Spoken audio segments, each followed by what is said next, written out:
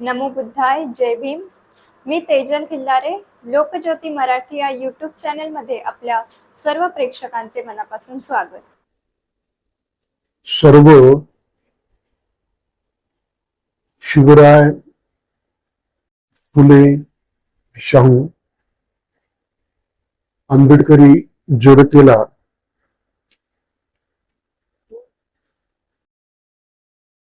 कळकळीचं आवाहन करतो की आपल्याला सर्वांना माहिती आहे की ज्या उच्च शैक्षणिक संस्था आहेत, जे IIT असो की IIM असो,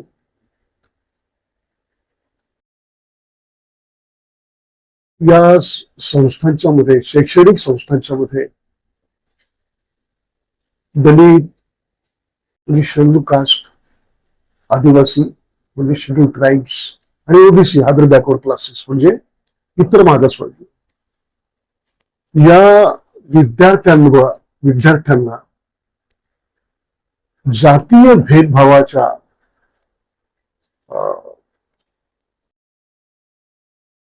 अत्याचारांना सामोरं जावं लागतं. रोहित वेमुलाला त्याचं जीवन संपवायला हैदराबाद सेंट्रल युनिव्हर्सिटीच्या व्यवस्थापनाला भाग पडले. एक संस्थात्मक अशी ती हत्या होती. दर्शन सोळंकीचा प्रकार आहे. मुंबई IIT मध्ये त्या मुलाला आत्महत्या करावी लागली. पायल तळवीचे प्रकरण सर्वांना माहिती. तर या जातीय द्वेषातून या SC ST OBC विद्यार्थ्यांचं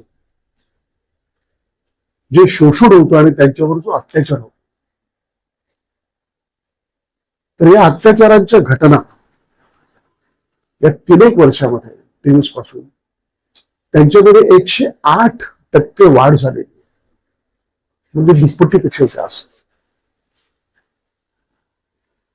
तर पायल तळवी आणि रोहित वेमुलाच्या आईंनी दोघांच्या आयाने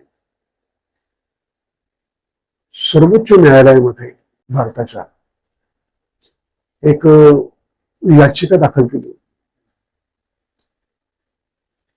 आणि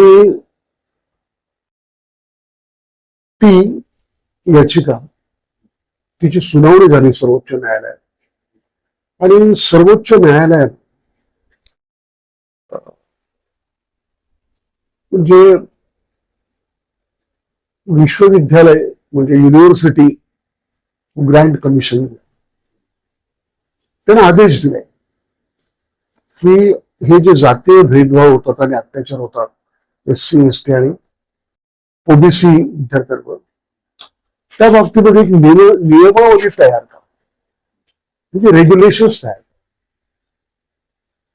तर UGC promotion of equity in higher educational institutions या नावाने UGC 2026 चा रेग्युलेशनचा नियमावलीचा मसुदा तयार केला आणि तो न्यायालयाकडे सुपूर्द. त्या मसुद्याच्या विरोधात, रेग्युलेशनच्या विरोधात मुठभर तथाकथित स्वयंघोषित उच्च जातीच्या विद्यार्थ्यांनी आणि विशेष करून या धर्मांध आणि जात्यांध जे शक्ती आहेत, मनुवादी, त्यांनी ठिकठिकाणी त्या विरोधात आंदोलन केले. आणि हा सगळा जो मीडिया आहे, म्हणजे मुळामध्ये जी माध्यम आहे, मग ते चॅनलीय माध्यम असो, इलेक्ट्रॉनिक किंवा प्रिंट मीडिया असो, याचं सगळं ब्राह्मणीकरण झालेलं आहे. याने ती छोटी आंदोलन सुद्धा मॅग्निफाय करून मोठी करून माध्यमांच्या द्वारे दाखवते की या युजीसी रेग्युलेशन 2027 ला फार आणि सुप्रीम कोर्टाने सुद्धा त्या रेग्युलेशन्सना स्टे दिला, स्थगिती दिली. आणि या 19 मार्चला त्या बाबतीमध्ये पुन्हा सुनावणी. मुद्दा असा आहे, आपल्या देशाची जी एकूण सामाजिक रचना आहे ही जातीय व्यवस्थात्मक अशी रचना आणि जातीय मानसिकतेच्या प्रभावातून आपल्या देशातली एकही संस्था सुटलेली नाही. माध्यम, सर्व संस्था, संवैधानिक संस्था, अगदी न्यायालय सुद्धा, न्यायालयामध्ये सुद्धा जवळजवळ सगळी न्याय व्यवस्था आहे ती ब्राह्मण्यवादी अशा लोकांच्या ताब्यामध्ये असा दावा केला जातो तथाकथित उच्चवर्णीयांकडून, म्हणजे मनोवत जातीयता राहिले कुठे, जातीयता आहे कुठे. आणि जातीय अत्याचाराची प्रकरणं अनेक पटीने वाढली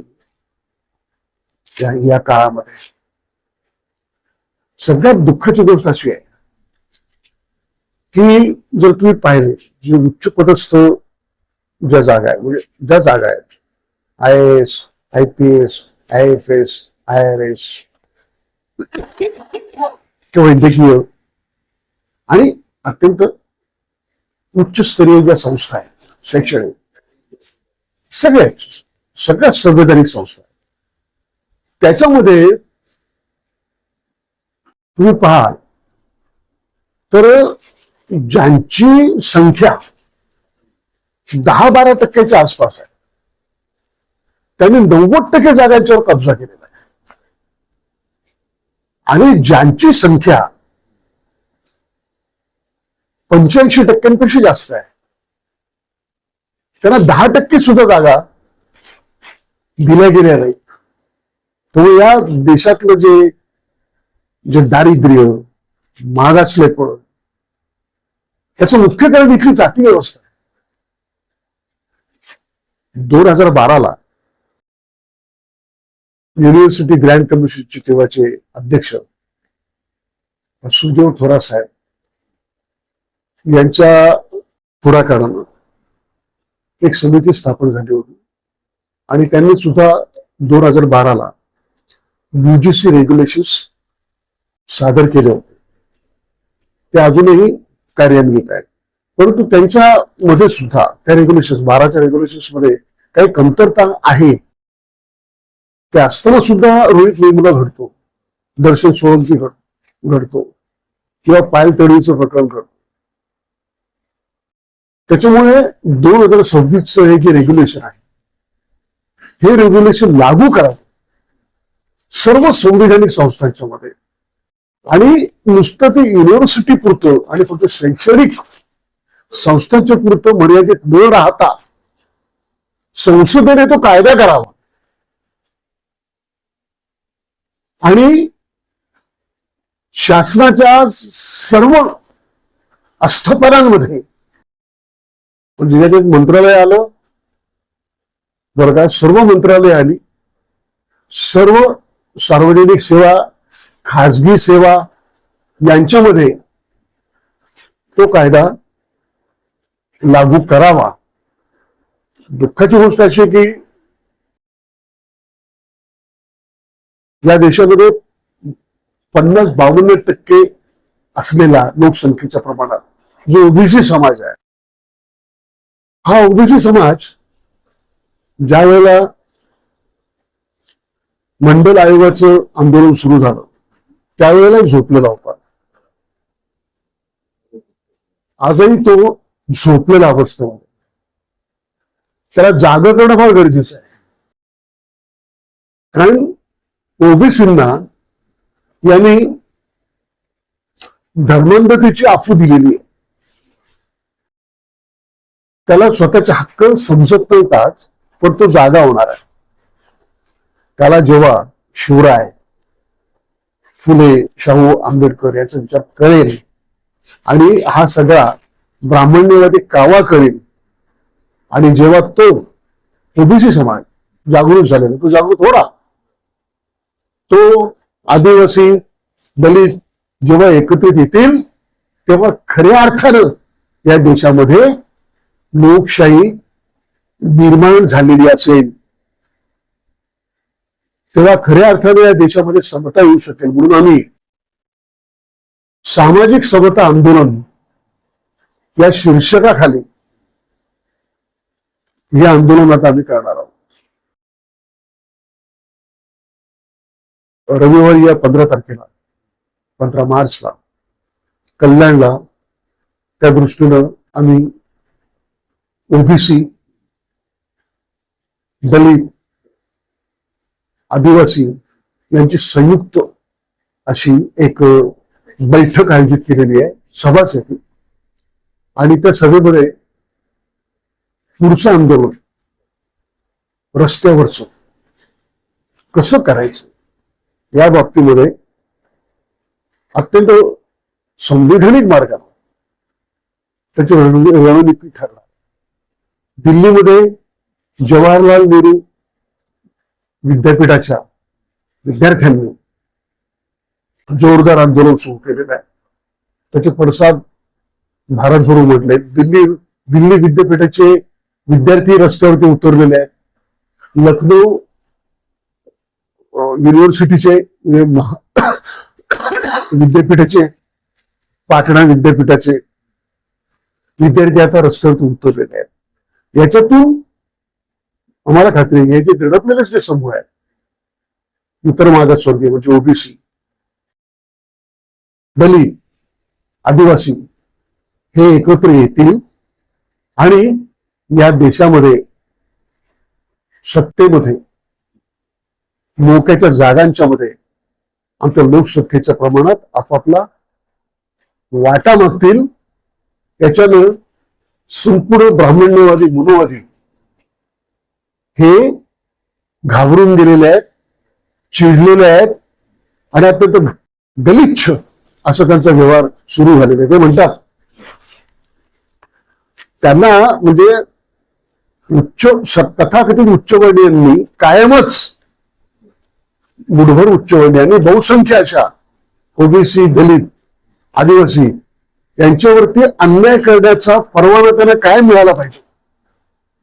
म्हणून ते असं म्हणतात की आम्ही जन्मजात श्रेष्ठ आहोत आणि हे जे लोक ओबीसी, दलित, आदिवासी हे आमची बरोबरी करू शकत नाही. ते म्हणतात असं जाहीरपणे की गाढव आणि घोड्याची बरोबरी होऊ शकते. तर हे जातीचं विष या देशातल्या लोकांच्या जे नसानसात भिनलेलं आहे, त्याचा अँटीडोट फुले, शाहू आंबेडकरी विचारांच्या मध्ये आहे. संविधान कुठल्याही प्रकारचा भेदभाव मान्य करत नाही. त्यामुळे संविधान हातात घेऊन आणि संविधानिक विचारांवर आधारलेलं हे सामाजिक समता आंदोलन महाराष्ट्रात आम्ही सुरू करतो आहोत. सर्व विद्यापीठांच्या मध्ये महाराष्ट्रात बरेच लोकांना, सगळ्यांची नावं सांगत नाही, पण सर्व समाजामधील लोक जे जे दडपलेले समूह आहेत आणि ज्यांना या देशामधल्या सर्व संसाधनांच्या मध्ये सत्तेचा वाटा पाहिजे आहे, तो त्याचा नैसर्गिक हक्क आहे. त्याच्यासाठी सर्व समूहाचे लोक आता विचार करायला लागले आणि त्याच्यातून एक भव्य अशी एकजूट उभारली जाणार आहे याची मला खात्री आहे. मी तमाम शाहू फुले आंबेडकरी विचारांच्या कार्यकर्त्यांना विनंती करेन, तुमचे गट, तट, संघटनात्मक सगळे भेद बाजूला ठेवा. ही आपली मूलभूत लढाई. या लढाईमध्ये उतरा हा देश जर बदलायचा असेल आरपार आणि मनुवादाचा, जातीयवादाचा, ब्राह्मण्यवादाचा निर्णायक पराभव करायचा असेल आणि या देशावरती बहुसंख्याकांचं राज्य आणायचं असेल तर या आंदोलनामध्ये उतरा, असं मी सर्वांना आवाहन करतो. आणि पुढची जी आंदोलनाची रणनीती आहे, जो काय कार्यक्रम असेल, एकदा पुन्हा आपल्याला भेटून आपल्या माध्यमातून आम्ही लोकांच्या पर्यंत ते जाईल. आमचे असेच नवनवीन व्हिडिओ पाहण्यासाठी आमच्या YouTube चॅनलला सबस्क्राईब, लाईक व शेअर करायला विसरू नका. धन्यवाद.